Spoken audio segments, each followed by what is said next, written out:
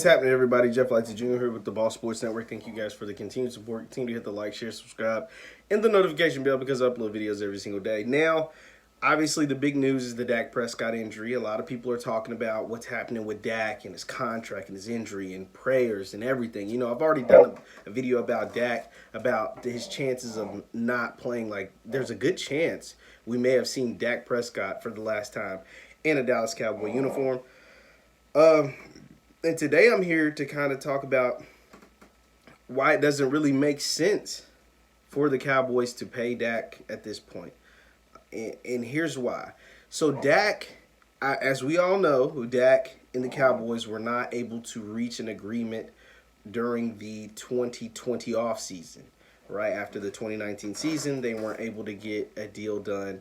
Dak wanted 4 years, Cowboys wanted 5 years. Dak wanted upwards of $40 million. Cowboys wanted him in that between 33 to 35 range, and they just weren't able to get a deal. Dak wanted a contract similar to what Deshaun Watson got, which is 4 years, $160 million, roughly 110, 11, 12 million guaranteed. I don't have it in front of me, but that's essentially what Deshaun Watson got, and that's what Dak wanted. The Cowboys more so willing to give him a 5-year, an average of $35 million a year kind of deal. That's really what they wanted. And obviously and Dak felt like he was worth more. The Cowboys didn't think so. So they franchise tagged him, and he's like, all right, I'll bet on myself and play under the franchise tag. Well, that's the sad thing about the NFL is it's a violent sport. And so everybody gets hurt. There's nobody that goes uninjured in it. Everybody gets hurt. Even quarterbacks. Your favorite quarterback got hurt at some point. You play long enough, you're going to get hurt. Drew Brees messed up his shoulder. Brady tore his ACL. Peyton Manning messed up his neck, and then everything towards the end. Like, everybody gets hurt in the NFL. Like, it doesn't matter. Odell Beckham was broken an ankle. So, Michael Vick broke a leg. I can go through the list of name your favorite player. He got hurt at some point during his career. And so I say all that to say this.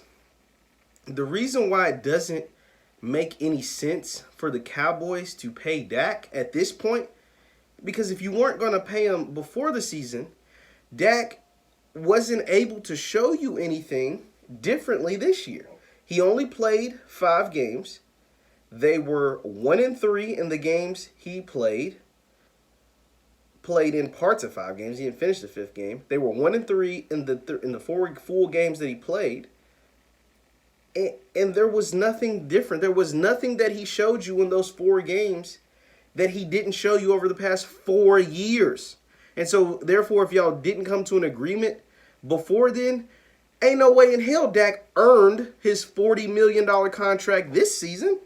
I mean, y'all tell me, am I going crazy? How can you earn $40 million if you only played in parts of 4 games or 5 games and y'all were 1-3 in the full games that you played? He didn't do anything to earn any more money. Now, he was having career years and numbers and all the passing yards and touchdowns and all that stuff. That's because they were losing. They were always losing. Now, that's not always Dak's fault. The defense was horrible. The defense is historically bad. Historically bad. Very, very bad. Very, very bad defense in Dallas. Like, horrible. And that's not Dak's fault. But in the long term may have played in Dak's favor, because at the end of the season, if he would have been able to finish this season, he would have been able to say, look, I threw for 5,000 yards and 35 touchdowns and only so many interceptions, only so many turnovers. And maybe he had a case. But he is not able to say that, unfortunately, because he did have a compound fracture and he will be out the remainder of the season. So now there are just too many factors that aren't factors and variables that are out of Dak Prescott's control. Because here's the thing. The defense in the 4 games the 5 games that Dak played in was horrible. I'm not saying that they're going to flip the switch overnight and become the 85 Bears, but maybe they could improve, right? So say that defense improves some.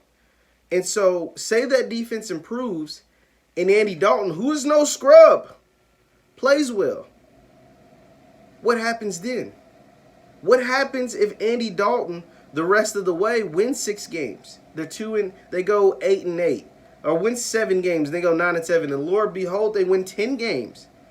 What happens then? This division is horrible. This division is god awful. the Washington, the Eagles, the Giants, all of these teams are bad, very bad. So the chances of Dallas winning the division just simply off talent and coaching is highly likely.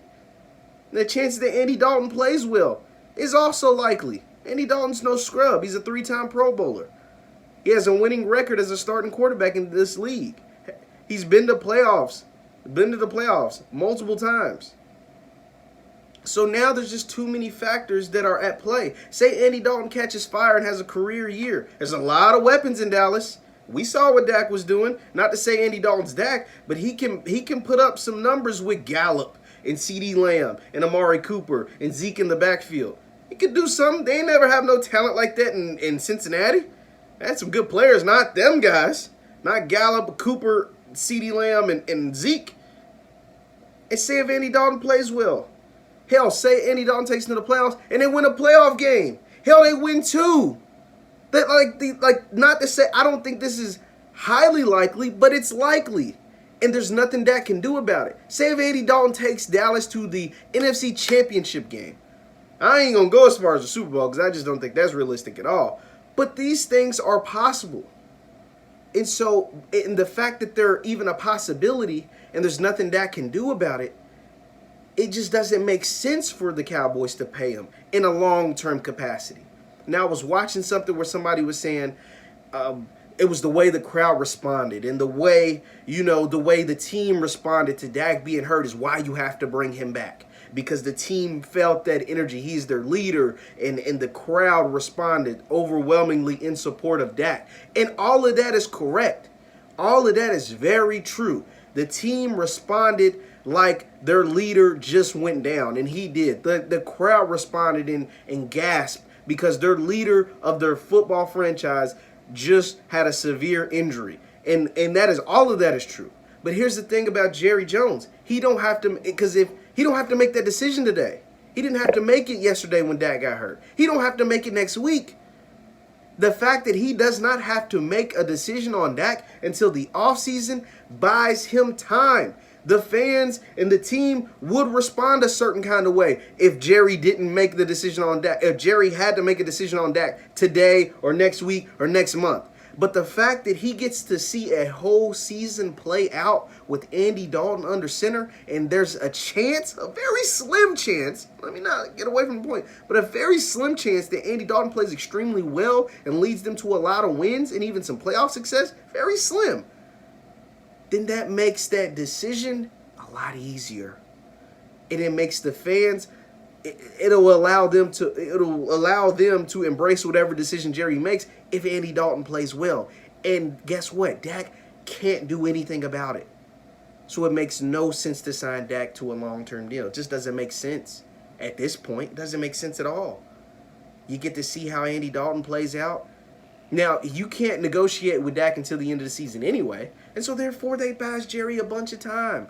People are going to forget how they reacted when Dak got hurt. It's easy to remember how they reacted now because it's on constant replay. But by the time the playoffs happen, by the time the playoffs are over, by the time the Super Bowl's over in February of 21, in March, when it's time to make a decision on Dak, that's going to be long gone. This video's a little longer. I didn't mean to go so long, but those are just my thoughts. It's so crazy. And my prayers go out to Dak, and I wish him the best.